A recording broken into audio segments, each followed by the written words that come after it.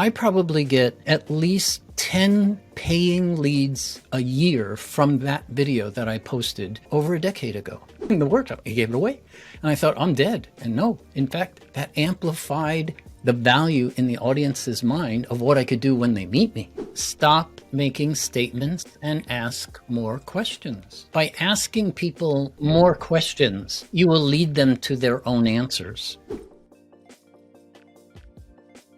Our guest today is a public speaking coach who helps people overcome anxiety and improve their skills while presenting to an audience. With years of experience in the industry, he has developed a range of techniques and strategies to help individuals with their authentic voice, which I want to come back to definitely through what does that word even mean. But he helps people actually connect to their audience, deliver powerful and impactful presentations. So whether you're like an experienced public speaker or you're a coach or consultant that's listening to this right now that has that dream of speaking on stages, which, by the way, majority of my clients have said this, so you're going to be tons of help to them. This is definitely for you. Nathan Gold, once again, thank you for joining me, man. You're welcome. I'm pleased to be here. So right out the gate, I wanted to ask about this, which is I was super surprised. I did a live workshop a few months ago, and the audience was people that were already my clients. A couple of them were not my clients yet, but it was all talking about information I already knew. It was just a workshop. It wasn't a public speak. It wasn't like me on stage with dozens of people, right? I think we had 20 people there. Okay. I was incredibly surprised that I got nervous, actually. Now, keep in mind, Nathan, I used to be a professional MMA fighter. I used to get in a cage half naked and fight grown men, and I was actually nervous. I was not expecting this. So, is it what I kind of alluded, like what I kind of figured it was simply because I actually cared about the information. I wanted to make sure it landed. I wanted to make sure people like actually got the help they needed from this workshop.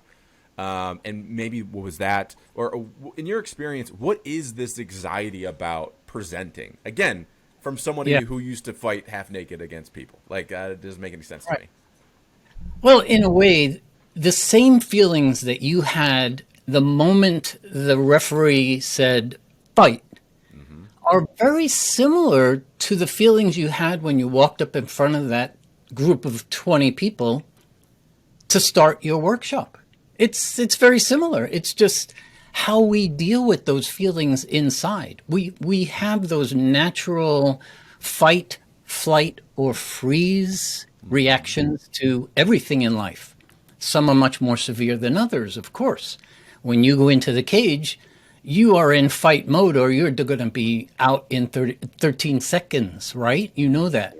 When you're up in front of people, that fight mode is not to hit people, but to communicate with them and have a conversation with them like you and I are having right now. So in a way, it's quite natural. And that's the thing. Every one of us feels nerves. It's just how we deal with them. I have been doing presentations since the early 80s. I've had thousands of people in front of me. I get nervous when I have to walk up in front of 10 people. Still. But my nervousness is I'm prepared. I'm excited.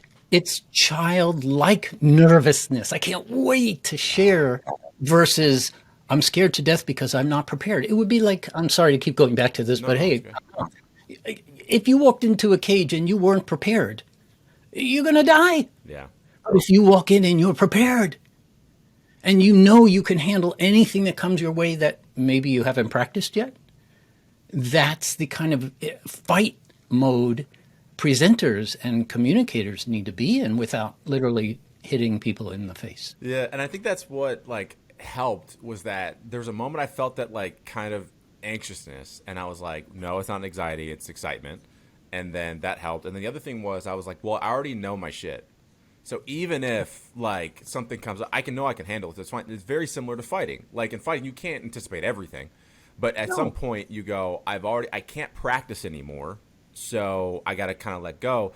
And so I'm kind of curious, what did you do? Like, how did you get to this point where you're helping people, you're coaching people on their presentations? And I wouldn't even say just the presentations, because what I also want to talk to you today about the pitch idea, but you're also helping people like investors with their pitches and all of that. How did you even get to this point where that's what you're doing primarily?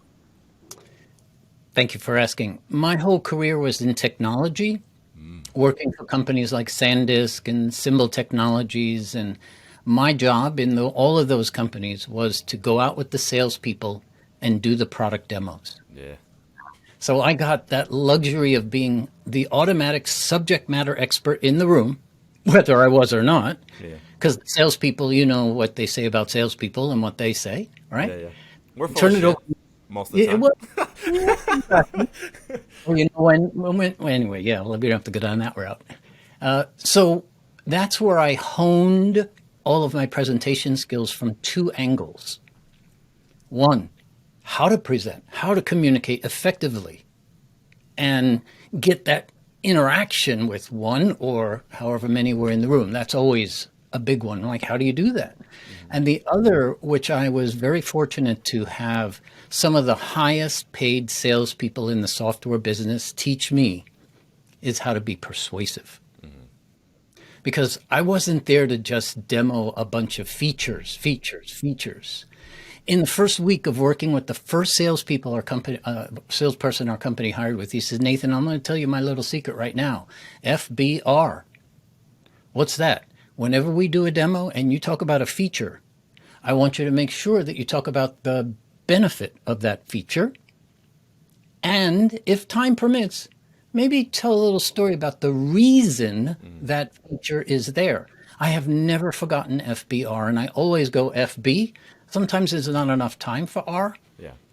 It's all about the benefits. We don't buy a drill for the sake of having a drill. We buy it for the hole in the wall we can make. And the hole is sometimes things people don't talk about when they're pitching their products or services. They talk about the drill and the light and this and that, but they don't tell me what it's even for or why I'm going to benefit from it. Well, I like the So, reason part of it because it's like because I used to say too because I my starting point was in sales. I started off online as a sales coach, right? Because most online, coaches and consultants, like they love coaching, they love people, but they don't know necessarily how to sell, or they don't like it, I should say. They know how to most of the time, they just don't like it. right. But the R part of it to me, I used to give that example all the time, which is like people don't buy the drill for the drill itself. They buy it for the whole. But then you go a step further, and this is where the R comes in. And what I used to say, which is this is the part where you inspire, which is what they actually want is not even the whole. They want to be able to hang up a frame of their beautiful family, There you go. right? And that's selling right there. But most people don't really want to be in sales, but that's also very persuasive in how you get people interested and attached to that which you're talking about. So, to finish the quick Yeah, story yeah. that turned out to be a little longer No, than maybe it listen, should. this is a podcast. We could tell all the long stories. I love stories. Okay, great. So I gotten laid off 3 times in my career. Of course, never my fault, but who cares whether it is or not? On the third time, I was literally 50 years old and decided that's it. Wow. I'm not going to go through that ever again. I'm going to take control over my life. So what do I have to do? I was on the edge of semi-retirement at that point, but I thought I have too much more stuff I want to do in life. So I did what the books on self-help tell you to do, which is find something you love to do and see if you can make money doing it. Yeah. And that's what I did. I love presentations. I love standing in front of a group of people and what you said a moment ago, taking whatever it is I'm sharing with them and inspiring them somehow, some way, right? It's not about me, it's about them. I always want to make the audience the hero in my talks and workshops, not me. And so it's just like that's what I love to do. So what do I do? I'll just hold my shield out and say I'm a coach. See where it goes. Yeah. One thing led to another, and here we are 15 years later. It's been a full time love. I don't feel like I've worked a day in those 15 years because it's what I love to do. And I must say, the first few years were the toughest, of course, like in any solopreneur business or entrepreneurial startup. But after that second, third year, that flywheel started to spin on its own a little bit and business started growing and it's been completely word of mouth. Here we are What I love making. about, first of all, I made a note of it because I think this is so brilliant. You said, I make the audience the hero, not me. And that is amazing. Because I was thinking about it from the context of, like, again, online marketing and, like, Instagram, YouTube. And I think one of the mistakes that I myself have made, and I know other people have made, is that people will tell stories about how we overcame X, Y, and Z, which is inspiring, yeah. But like, what's more inspiring is no, you could do this, and here's how you can do this, and I want you to paint this picture of how you will do it. Like that's way more compelling. No one gives a shit about me. Like that's the first thing I learned in sales. No one gives a shit about you. In a way, you really have hit it. And there's a whole lot of information on what's called the hero's journey Yeah. storytelling. But we've just identified for the audience is that, hey, you got to get out of your own heads and realize that you are the Yoda of what's happening here. Luke is the hero. So who's the Luke in your life? Whether Yeah. it's the audience or a person, your family. No, that's fascinating too, because that also speaks to. There's a moment. I don't. I won't speak for you. This happened to me, where it was only last year that I came around to the idea that I'm just here to serve. And for Hmm. whatever reason, I had this thing in my head of like I had a chip on my shoulder. So I grew up poor. Father went away to Yeah. prison, like the whole nine. And so it was all about me. I'm growing a business. It was almost like this fighting. I'm gonna push my way. No one wants me. Like nobody want. Like, one of the things I actually said. This wasn't even a year ago. This was recent for the workshop. I said no one's gonna ask me to speak on their stage. Fuck it. I'm gonna make my own stage. And I created the workshop. But that's very aggressive. And then there's a moment that I had this kind of aha moment where I go, no, I'm here to help other people in their journey. I'm here to help people remove their excuses, their obstacles, hence why I'm doing the podcast. And so once that happened, I don't know if this is the same for you, business was way easier. One, I enjoyed it more. Two, like if somebody told me no, I never took it personally because it was like I'm just here to serve. If you don't want it, then no problem. I'll find somebody else, right? Like it became easier, and it's so fascinating because I don't know why, but it took me a while to figure that out. Was that similar for you, or what, did you figure that out early? I had that already in my mind because I started reading self-help books at 17 years old. Mm-hmm. And I knew from that age that when you do things in service of others, you will have a better life. I learned that very early on. And my mom was an example of that. She would help people in the neighborhood who had skin diseases and she'd go over and massage their arms and their legs in the evening for 15 minutes before dinner Mm-hmm. just to give back. And while she was never paid to do that, that was a lesson of help others and your life should be more fulfilled. And I can tell you from many years, I'm 65 today, it's true. Dale Carnegie's right. When you help enough other people get what they want out of life, or maybe it's not Dale Carnegie, who said this? I'll think of it later. A lot of Zig people. Ziglar. Yeah, Zig Zig Ziglar. Ziglar, I think he gives credit for you help enough other people get out of their lives what they want, and you'll live a very fulfilled life.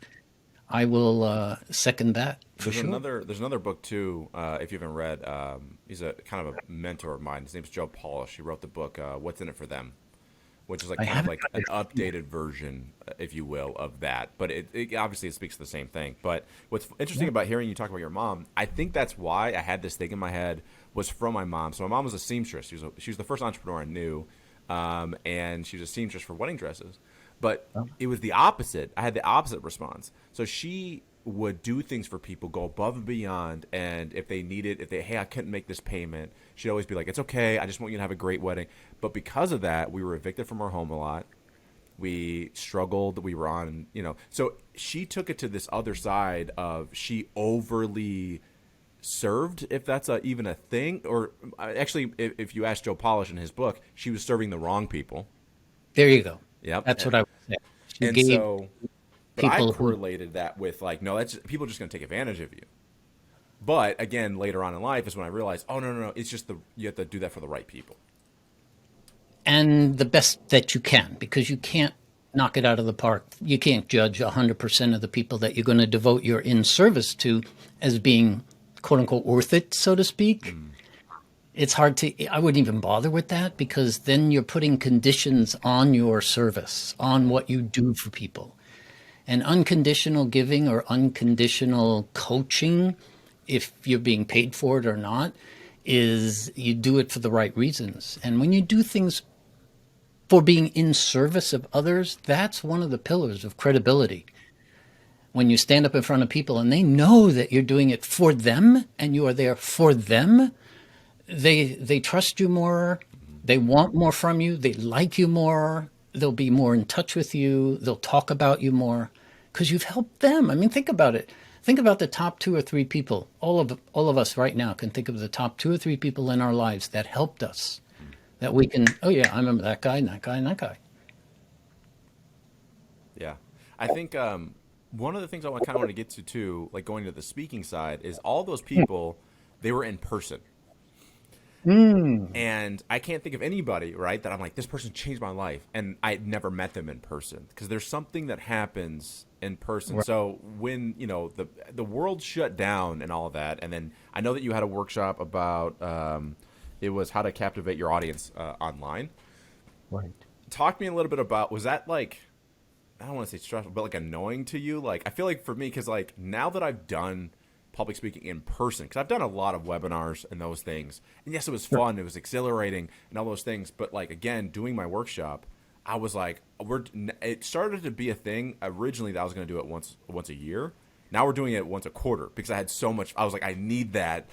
It's a totally different thing. So I guess in your experience, I would imagine when we talk about selling, especially selling one to many, in person on stage has to be the best way, right? And then maybe webinar second. I'll take a little exception with the rating Okay. because it all depends on the situation Okay. in many cases. But I agree with you. I spent my whole first dozen years traveling the world, getting up on those stages, feeling what you've just described. And it's awesome. Meeting people beforehand, asking them questions, seeing them come to life in the room. And when they're not doing something unexpected, and they do all of a sudden come to life, and then at the end, they just can't wait to come up to the stage and get your business card, shake hands with you, ask you a question, have lunch, blah. I miss that a lot. And the virtual world is still an undiscovered world for a lot of people. They still think it's a camera with a screen and a microphone.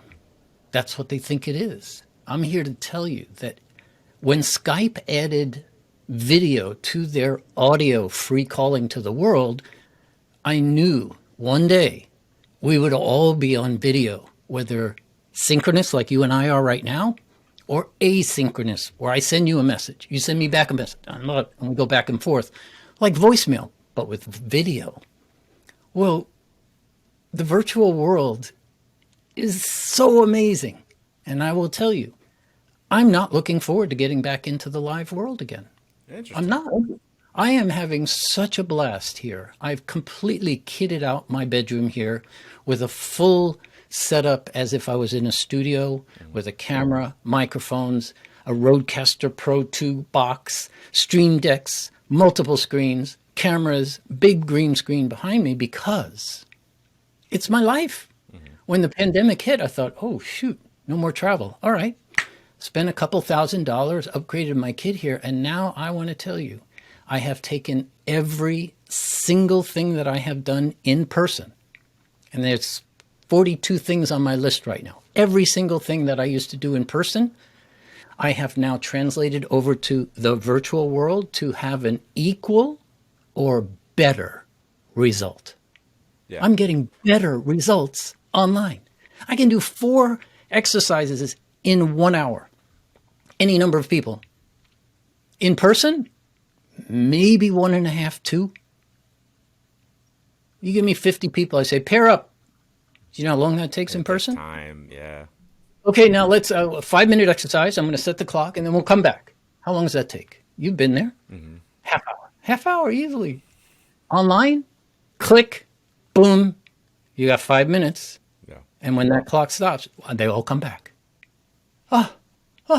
It's like, oh my God, I can actually now have a sequence of exercises that build up into something better.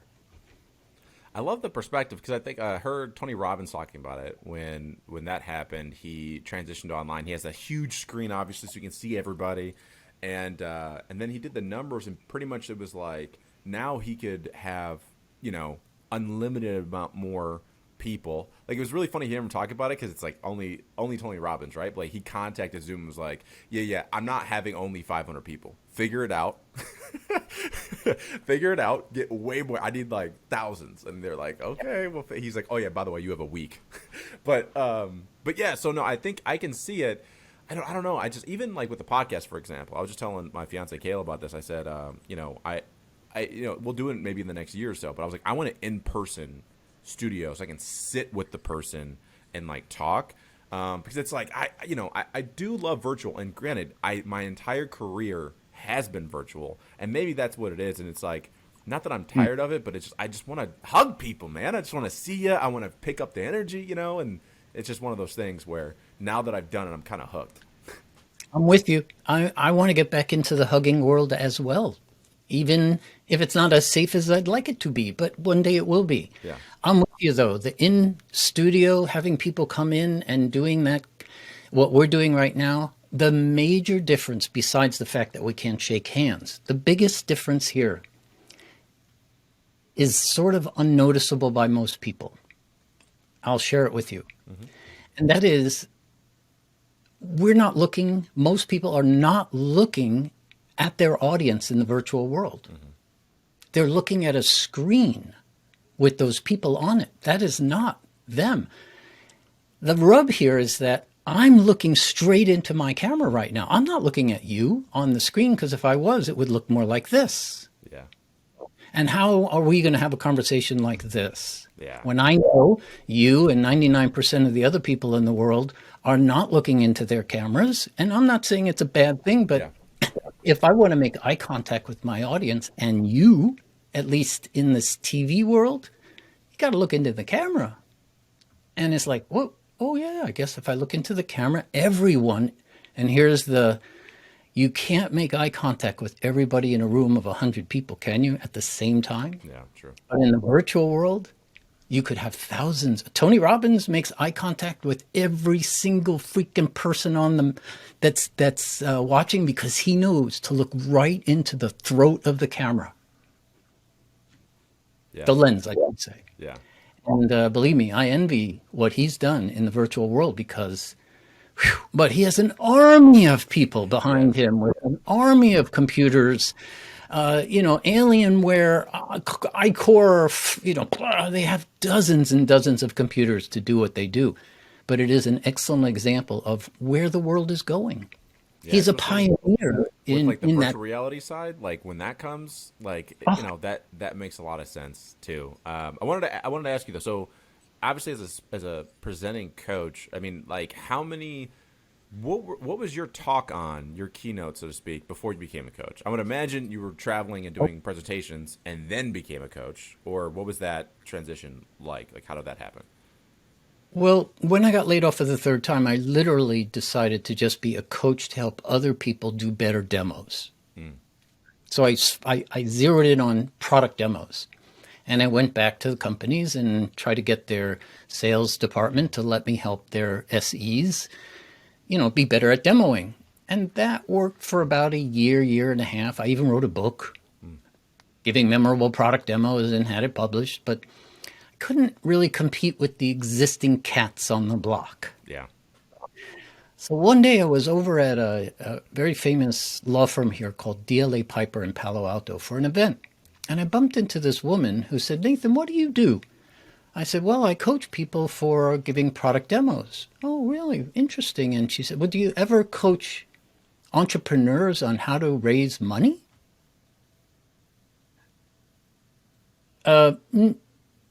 No, not exactly, but I'm pretty sure the same skills apply. She said, "Well, how about this? I have 3 companies here at DLA Piper that our attorneys have deferred their fees to. If we can help them raise their money faster, then we can get paid. Would you help these companies? Sign me up." Yeah. So we did a little workshop. Next thing I know, I'm getting 3 entrepreneurs every week. And 3 times 3 years adds up to a lot of stories. Yeah. And it's been a ride. My beginning was mostly helping entrepreneurs raise pre-seed, seed, and Series A money. Mm-hmm. The Series B, very rare. I mean, if you need a coach for Series B, you're, Yeah. yeah, anyway. And then after all of the investors and all of that stuff, then those companies would come back to me and say, can you help me present to a customer now? So that's where I developed the other side of my business of not just helping people pitch to investors, which is a rare group of people. I mean, it's typically only the CEO and or a co-founder, Hmm. but how to present to a customer or a partner or a distributor to do business with them, that's everybody does that. So that's how I expanded my business by just moving over to that area of presentation. It's all the same thing. It's all about storytelling and rapport and Well, what I love about it too is that it's such a natural progression, but also too you did the smartest thing ever, which is like you just listen to the market. Hey, do you do this? Like that's been like so we have an agency for Elevated. We help coaches and consultants be omnipresent, right? So we create YouTube videos and Instagram reels and basically you'll be everywhere working with us on top of like we'll work on people's offers. Well, that agency didn't happen because I was like, oh, I want to create an agency. It was happened because I had somebody I was on the phone with go, hey, could you do this for me? Like, Raylen, you're everywhere. Can you do that for me? And I go, yeah, sure. I didn't know how I was going to do it. I just said, yes, all right. And then I already had the team. So I was like, all right, guys, like, we're going to do this for 10 more people. And that's what happened. So it's interesting that it's like, that's usually how it happens. It's like, you don't mean to do it. It's just people are, hey, can you do this? And you're like, yeah, I mean, I'll figure it out. especially as an entrepreneur or solopreneur when all you're doing really is being paid to talk, right? Mm-hmm. I was coming along 4 or 5 years into the business, and one of my best clients said, Nathan, most of the people we're going to have at the event next month have already seen you, they know you, they've heard you. What could you do that's different?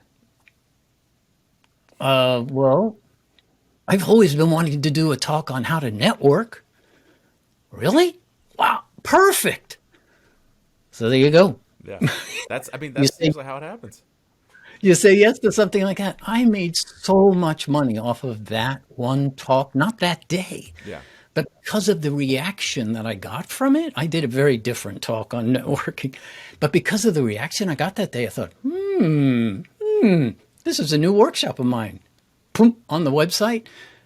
I started doing it 8, 10, 12 times a year and being paid decent money to do it because it involved exercises and things to do. So it's fun. Yeah, I think that's one thing that people are missing is that like I've seen a lot of online people today that do workshops and master classes, but what they and this is kind of like what made us different was I designed a workshop. I do it every month for our coaching academy. It's like a mastermind for newer coaches, but basically the idea was, hey, for 20 minutes I'm going to teach you a concept, or one of our coaches will teach you a concept, but for 40 minutes you're doing the fucking work.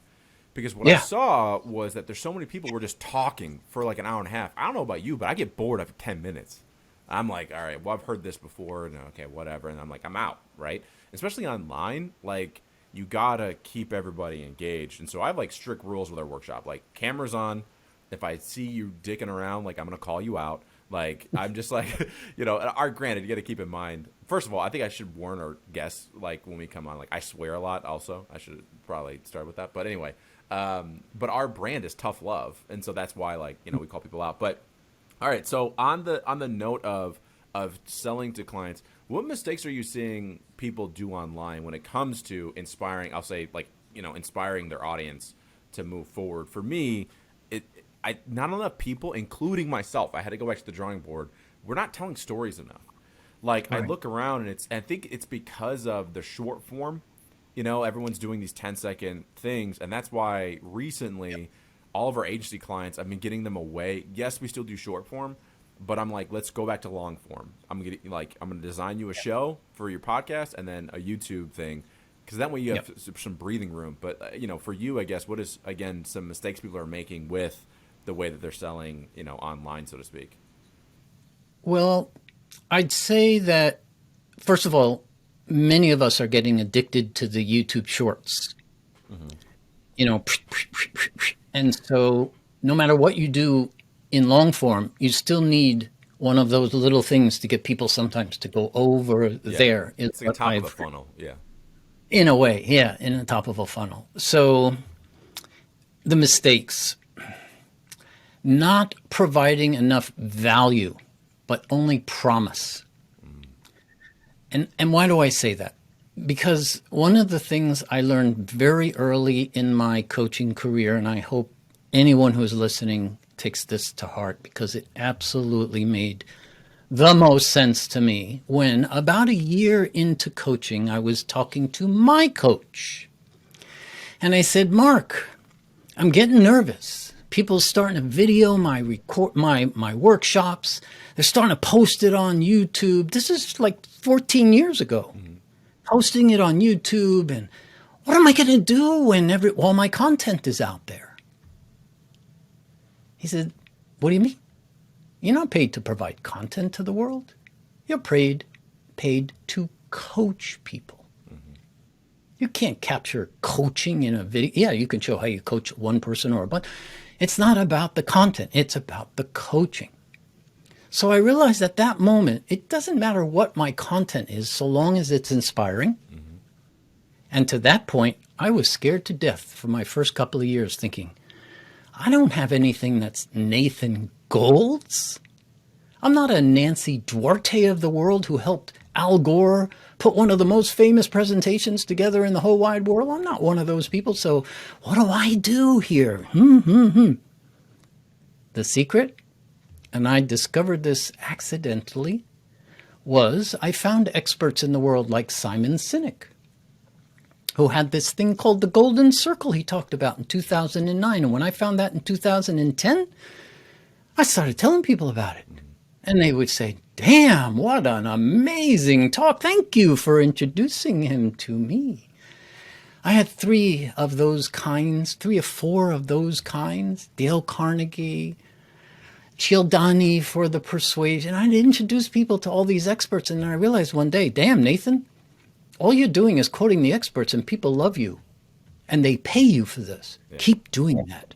So I realized, take the pressure off. I don't have to have something that Nathan owns as his own IP.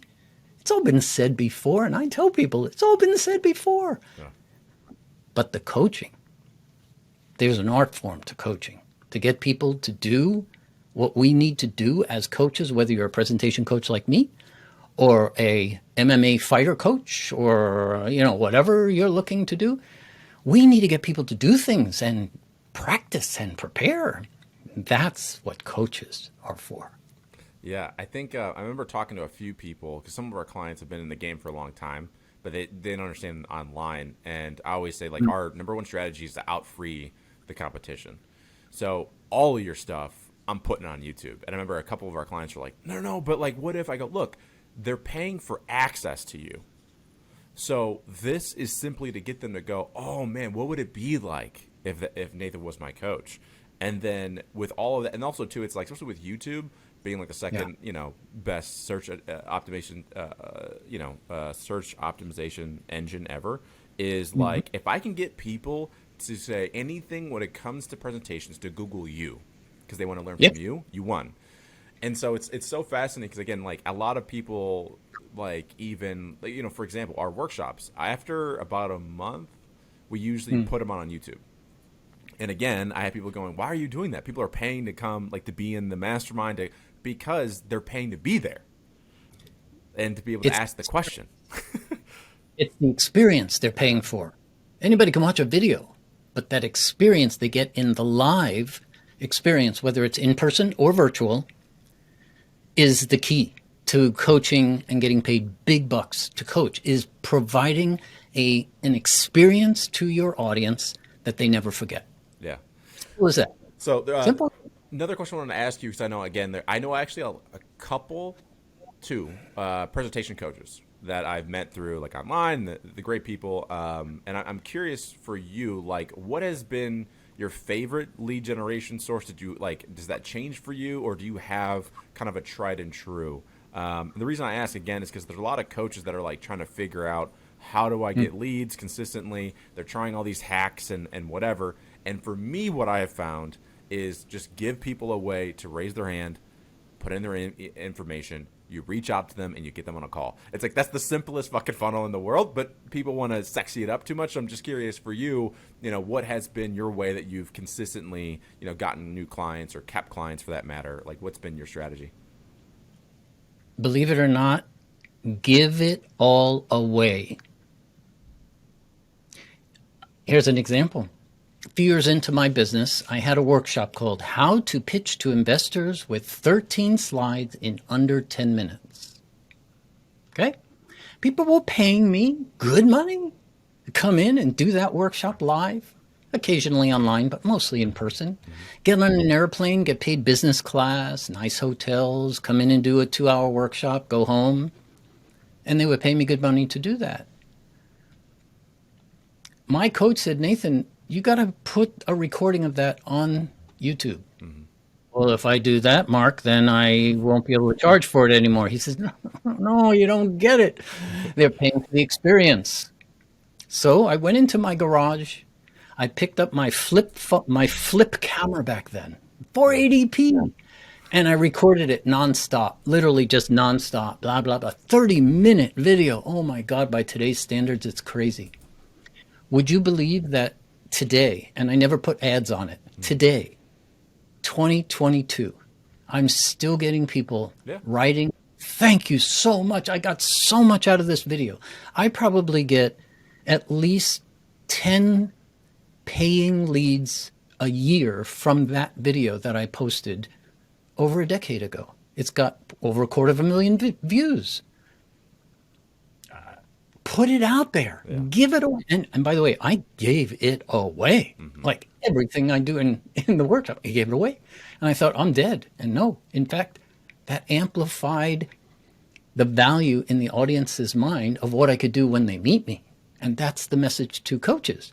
Give it all away. You're nothing special. Yeah, maybe you invented some little special thing, but just give it away. Yeah, maybe they'll name something after you one day. Congratulations. Just go help people. Help enough people. Well, first of all, I mean, YouTube's such a powerful thing, and that's why I even said to you, like, I saw that you did create some stuff on YouTube, and it sounds like you're going to be doing it more here in the future. But like, YouTube's so powerful because like on Instagram, it's gone in a day, right? YouTube, it lasts forever for the most part. You can generate you leads forever, especially if it's something that's important. And you made such a great point. Like in jiu-jitsu, we say like you don't ever invent a move, you discover them.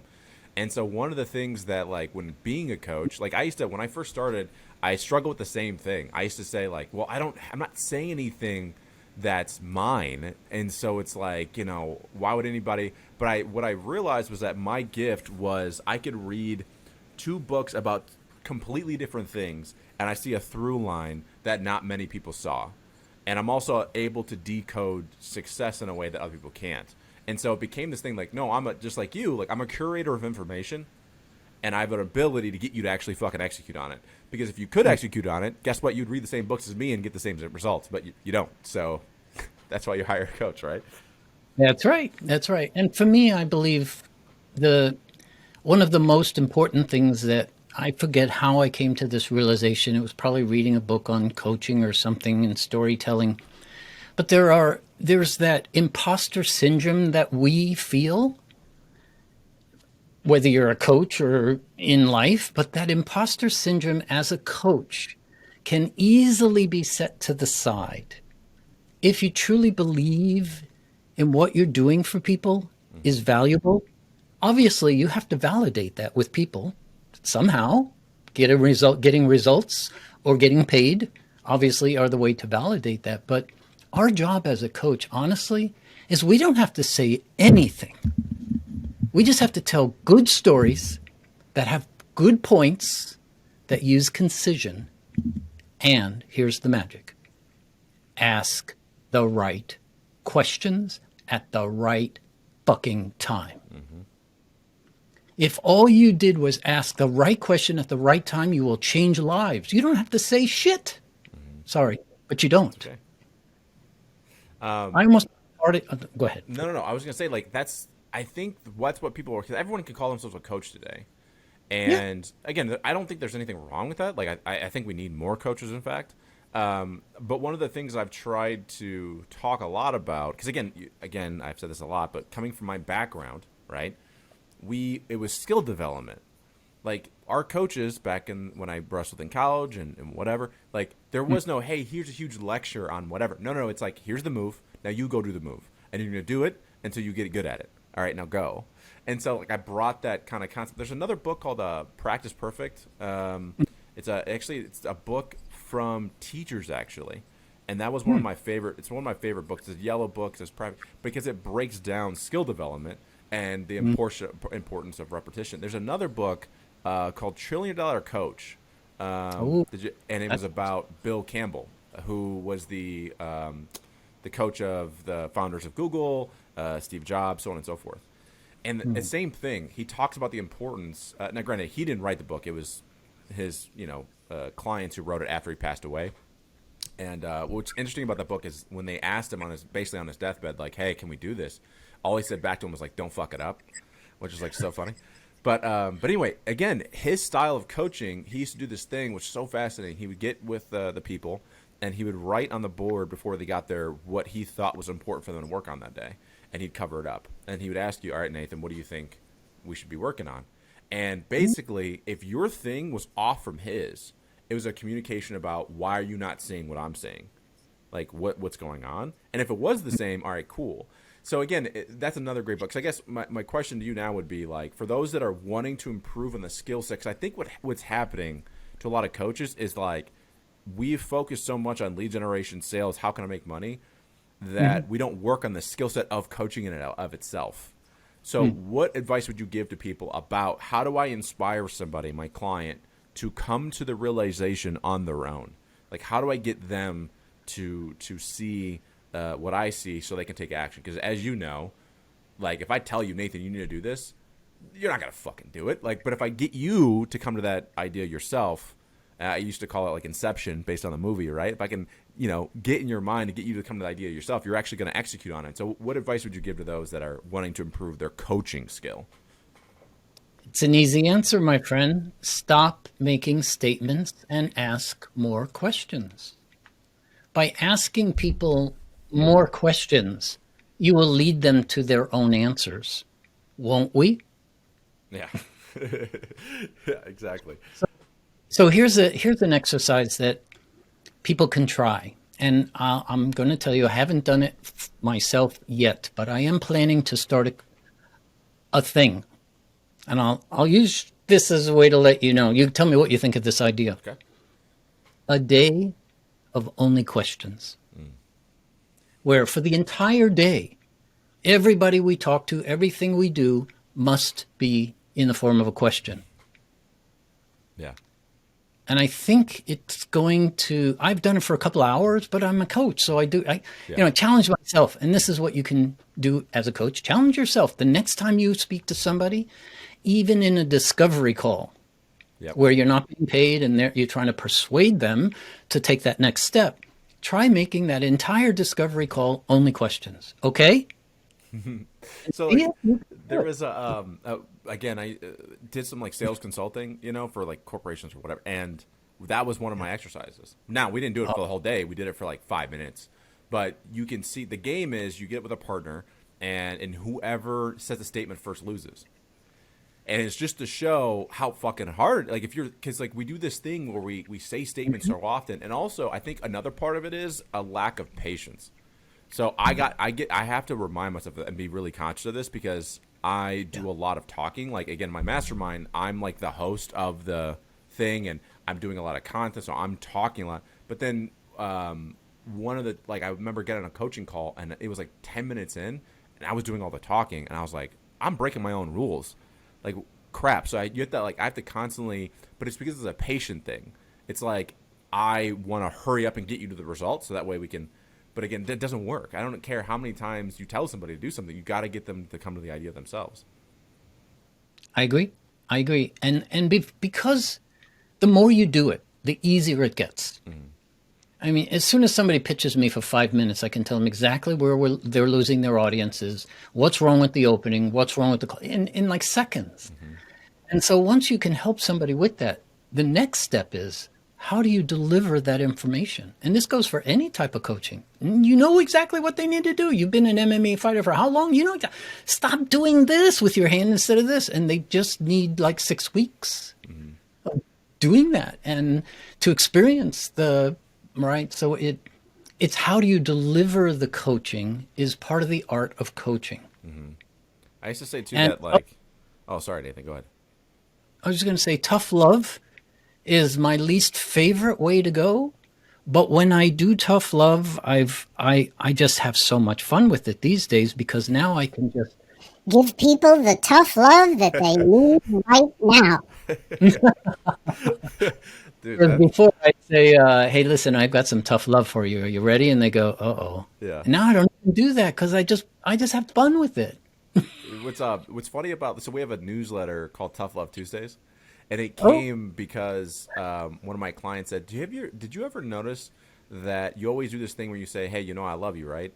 And then you say the most meanest shit in the world. And I was like, I didn't realize I was doing that.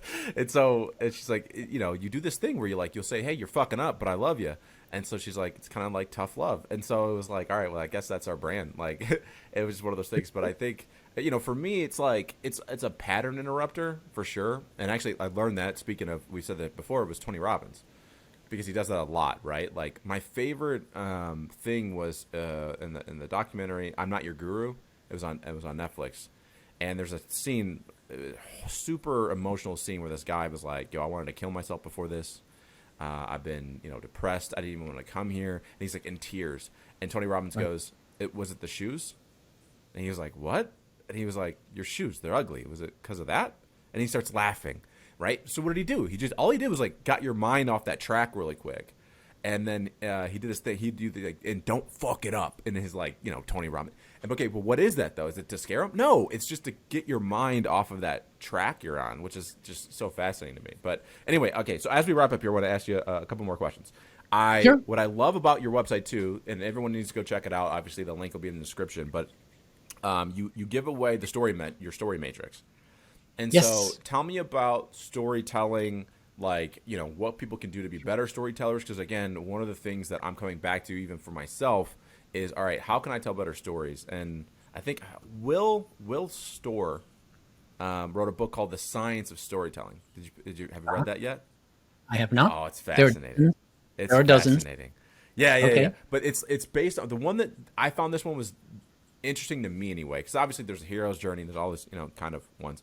What I liked about this one is it talks about the neuroscience of what's actually happening when there's stories and all those things. So anyway, what advice would you give to people about storytelling and just your thoughts on storytelling in general? Okay. First of all, the story matrix is not my intellectual property. I want to give credit where credit is due. There was a book I read called oh my God, Craig is going to be so upset with me. Craig Wortman. I do it all the time. I'll think of it afterwards. In his book, he talked about this thing called the story matrix. And he said to his audience that he now presents all the time in person and on virtual, he said, a story matrix is basically allowing you to get the data out of your head so that you have a place where you can put triggers to the stories that are happening in your life so that in a year, 2, 3, or whenever you can look at it and say, oh, yeah, I almost forgot about that one. Mm-hmm. And so a story matrix for my clients is a way for me to get them to start keeping track of the stories they will potentially use in their presentations, in their TED Talk, or in an investor pitch, or with customers especially. Yeah. So all a matrix is, it's just a Word document in the cloud that you just keep track of your stories, which leads me to the other half of the answer. And that is how to tell better stories. My rub on that is this. Every story on the planet can be told in one sentence. Learn how to inspire or tease your audience with the one sentence of what your story is about, and then go from there. And this goes right into Hollywood. I didn't make this up. It's called a log line. There's actually a term for it for the people who have never heard that before. When you submitted a script to a director or a producer in the old days, I don't know what they do today, the person logging the script would write one sentence about what the story was about, or it would be on the spine of the script. And as the director's flipping through the scripts, if they didn't see a log line that said something like, think cowboys and Indians, but in space, they wouldn't open it up and develop a series called Star Trek. Think So cowboys and Indians in space. Right? So every story, every play, every movie can be summarized in one sentence when you tell people what the story is about. Oh, that reminds me of the time when this happened to me. Wouldn't you like to know more about that? Of course I want to know more about that. You just gave me the log line, that one sentence. So if you start with your log line, then you can expand on that based on the situation, the time, the audience, and the purpose of that story. And use concision. Use concision. Cut out the fluff. Yeah, I think what's really cool, like a good action item for that would be, again, for YouTube, right? Where your hook is even, let's combine the two, right? It's a question, but it's a long line question, right? So it'd be like, you know, have you ever noticed? It's like, well, that's one of my favorite things. Like, have you ever noticed? And then blah. Well, that's a pretty good hook, and then you can go right into your story, and then maybe the action items from there. My favorite takeaway from Anthony Robbins is 2 words, and I probably use them as frequently as he uses them. And that is, and I use this in my coaching all the time because it kind of softens the whole question that's coming. I'm just curious, or I'm curious. Boom. Ask your question. When you use I'm curious, it just makes it easier for them to tell you the answer. I find. Yeah. And I've watched him do that since 1987 when I first saw him in a workshop. I think the other part of that, other half of that too, is probably for you, it sets the intention, right? Yes. So like it helps you be curious. Like, I'm curious. I want to be curious. Yeah. Because I truly believe we can learn something from everybody we meet. And some people call me out on that and say, BS, you can't learn something from everybody. Oh, yes, you can. I learned how not to be a dad from my father for years. Yeah. And he never told me anything about it. He just by actions, right? So we can learn from everybody. And if I'm curious, like you say, my brain is going to go more into curiosity mode. Yeah. And I'll ask better questions. Yeah, and I think, and that's something too. What's interesting about the whole intention thing is like I had to. Part of the reason why I started this podcast was because I was getting. It sounds negative, but like I was getting to the point where I could tell that I wasn't asking enough questions anymore, and I was telling people like and I was like, I need to. I used to have a podcast before, and I was like, I think it'd be fascinating to show other coaches how they built their businesses, what they're doing, why they're doing it, share skill sets, all that other stuff. But selfishly, I was like, can I do it and get better at asking questions and like get better at trying to get the most out of people? Because like for me, again, selfishly, maybe not so selfishly, when I do these podcasts, it's important to me. Can I show people why you're so fascinating? Because the whole point is like, I know every single person. I'll just kind of tell you this really quick, and then we'll jump out of here. But when I first started as a coach, I partnered with some people that was like very much that would kind of be in this world of like, if you're not a millionaire, you don't know shit. Oh. And it bothered me because I was like, I have a skill set. Plus, I've met people with skill sets. Just because you're not a millionaire yet, or you haven't developed a successful business in terms of monetary value, doesn't mean you don't have a skill set that other people need and that other people can use. And so it became this thing, and my whole thing became I want to find the undiscovered thought leader. And then that's kind of where the podcast came, was like, and also my entire agency, because there's tons of people in my agency, for example, that they've been doing it for, whatever they do for like 30 years.